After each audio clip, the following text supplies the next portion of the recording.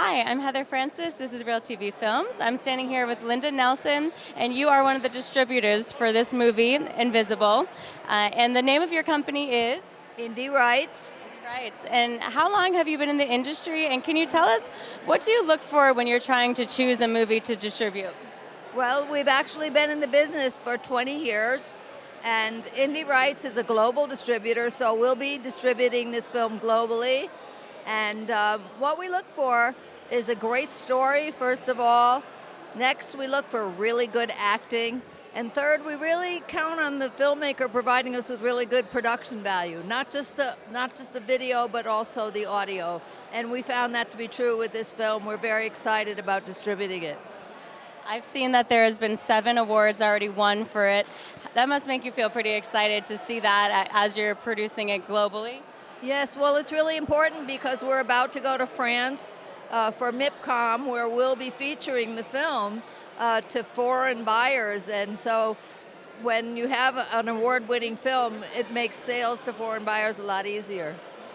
What is the process like for you guys? Somebody introduces themselves, and then what happens from there? Well, we're very fortunate. Indie Rights has an excellent reputation in the industry, so we don't have to advertise or go out looking for films. All of our films come to us because of good word of mouth, one filmmaker telling another filmmaker, sharing with them their good experience with us. So we're very fortunate. That's so cool. Now, right now, as far as I'm seeing in the industry, we're really pushing for indie films. What makes it so special to do an indie film?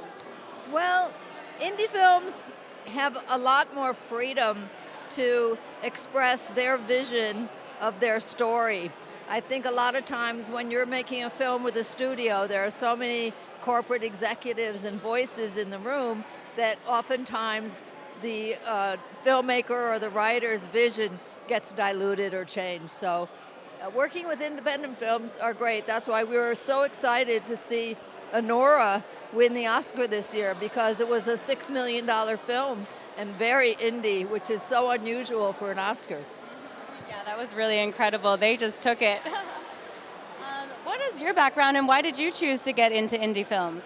Well, I was in investment banking before I was in film, and I got into developing large-scale urban entertainment complexes, and we were opening a bunch of theaters, and we needed to have a very special film to open these theaters with. And so we produced a film, and that was where I met my partner, Michael Madison, who is the co-founder of the company. And because we made that film, we became more involved with filmmaking. And we just totally switched into making films. Okay. I love it. It's a beautiful story, and I think we're always just so interested in how does the movie get from being made to our platforms, right? Right. Well, what happens is that a filmmaker, and we actually started making films, but we couldn't find distribution that we were happy with, so we were fortunate enough to be in the right place at the right time when no one else believed that movies would be watched on the internet. And so we started right at the beginning of streaming. And so that was just really, really, we were in the right place at the right time to do that. Oh my gosh, so cool. Well, thank you so much for talking to us tonight. We're really happy for you guys with this, and I'm going to definitely be looking out for all the other films that you have going on this year. Great. All you have to do is search for Indie Rights on any of the streaming platforms like Amazon or Tubi or Google Play, and you'll see lots of our films. Thanks so much. Yeah, thank you, Linda. Nice to meet you.